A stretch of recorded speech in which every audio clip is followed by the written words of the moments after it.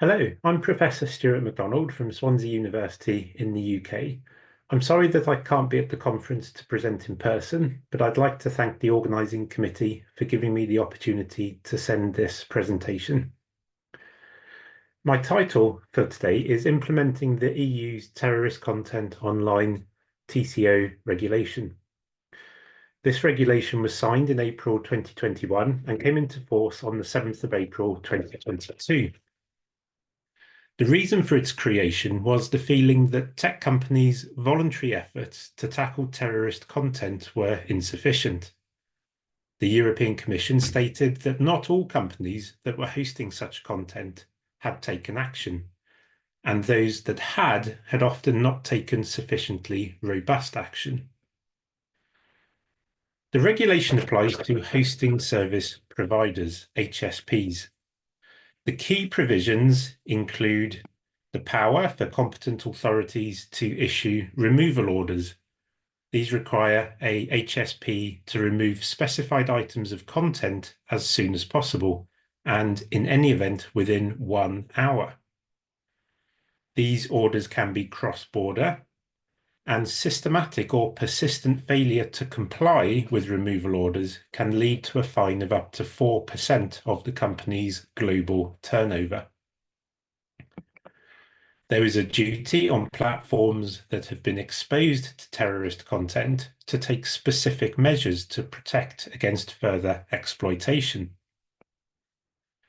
There is a duty to preserve terrorist content that is removed when this is necessary for the prevention or investigation of terrorist offences or for proceedings to challenge the removal of the content. And there are transparency obligations. These include a clear statement in the company's terms and conditions of its policy for addressing the dissemination of terrorist content, and the publication of an annual transparency report. While the regulation was contentious from the outset, particularly removal orders, some of the concerns included, first, that the competent authority that has the power to issue removal orders can be an administrative, law enforcement, or judicial body. And in practice, few countries have designated a judicial body. This has raised concerns that those issuing removal orders may lack both independence and the expertise needed to assess the human rights implications of their decisions. Second, the 1 hour window is designed to ensure the expeditious removal of content, but it leaves no time for the HSP to seek the input of the user that posted the content. And it could mean that companies err on the side of caution and defer to the judgment of the competent authority, resulting in over-enforcement. And third, the mechanisms for redress were considered insufficient. Article 9 of the regulation provides HSPs with the ability to challenge a removal order in court.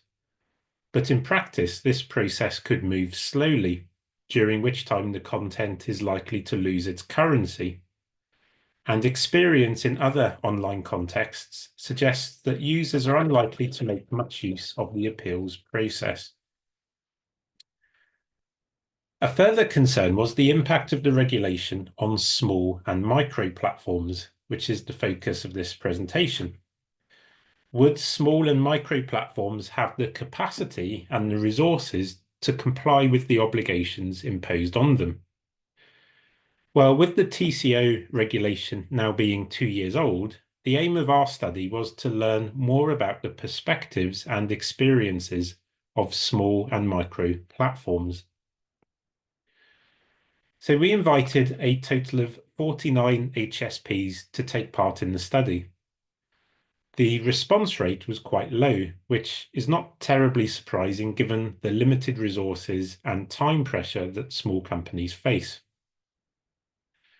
In total, we interviewed 15 participants. 2 of these interviews were in person, the rest were online, and the participants were based in 6 different countries. These included countries within the EU, but also some that are based outside the EU but offer their services in the EU. The interviews were semi-structured, and to encourage openness and honesty, all transcripts were fully anonymized. So moving on to the findings, firstly, incentives and disincentives for compliance. Our interviewees identified several disincentives for complying with the regulation. Interviewees talked about the amount of investment needed to comply, particularly with the transparency obligations. They also said that there is a temptation to downplay or to deny the exploitation of your service by terrorists in order to prevent the risk of reputational damage. These disincentives were likely to be more influential for companies that have never been contacted by a competent authority and perhaps feel that they are under the radar. At the same time, interviewees identified a number of reasons to seek to comply beyond the simple desire to avoid sanctions. Some emphasized the importance of compliance to the long-term prospects for a successful business. Some felt that transparency reporting can enhance a company's reputation. It signals confidence to users and to advertisers that action is being taken to ensure the service is safe. But most of all, our interviewees said that they were intrinsically motivated to play their part in the fight against terrorism. Our interviewees also identified a number of challenges that small and micro platforms face when complying with the TCO regulation. They talked about a lack of awareness of the regulation. Some felt the regulation had not been publicized sufficiently. In fact, a couple said they only found out about it by chance. They talked about a lack of relevant expertise. This included legal expertise, which is needed to understand the regulation's requirements and its relationship with other regulatory instruments. And it includes subject matter expertise, which is needed to keep up to date with the latest factions and movements, as well as the latest terrorist slang, slogans, and symbols. And they talked about a lack of capacity. Many smaller platforms may only have a single person responsible for identifying and removing terrorist content. And this one person might also be responsible for other types of harmful content, such as child sexual abuse material.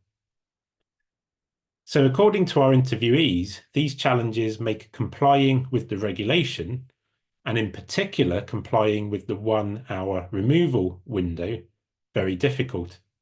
And this was described as a source of considerable anxiety. So they also talked about coping strategies.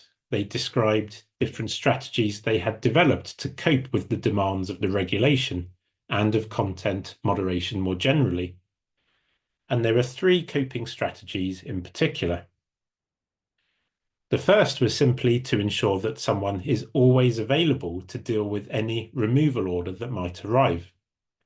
So, for example, one company described how the 6 members of the management team took it in turns to be on call 24/7 for a week. Alongside this, some companies had measures in place to ensure that removal orders are prioritized. So one company, for example, had set up a dedicated email address, which was only shared with competent authorities. The second coping strategy was to defer to those referring the content. Interviewees sought to justify this by saying that competent authorities have greater expertise. And importantly, this deference extended beyond removal orders. Some interviewees also said they tended to defer to referrals from other organizations regarded as expert, and even to defer to AI-based tools. Some interviewees admitted that this probably resulted in over-enforcement and acknowledged that this is problematic. And the third of the coping strategies was to outsource content moderation to trust and safety vendors. This was seen as the most straightforward option, although some interviewees did warn of a lack of transparency around how trust and safety vendors define and identify terrorist content.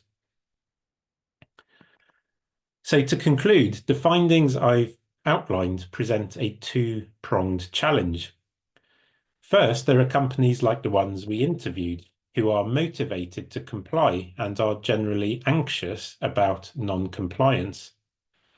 So anxious that they often simply defer to the removal requests they receive, leading to over-enforcement and possibly violations of the right to freedom of speech. Or they outsource content moderation to trust and safety vendors who are not subject to the same level of regulatory scrutiny or transparency. And then secondly, on the other hand, there are companies who are not motivated to comply, who do not engage with the TCO regulation, and who seek to operate under the radar. Studies have consistently shown that platforms like these are exploited by terrorists, and that enforcement action taken by or against other platforms displaces terrorist activity to these unregulated spaces. So the upshot is a fragmented ecosystem. The challenge for regulators is to respond responsively, taking enforcement action against uncooperative platforms whose services are being routinely exploited, while taking a more understanding and educative approach to platforms whose desire to comply is leading to over-enforcement. Thank you very much again for the opportunity to present, and I hope you enjoy the rest of the conference.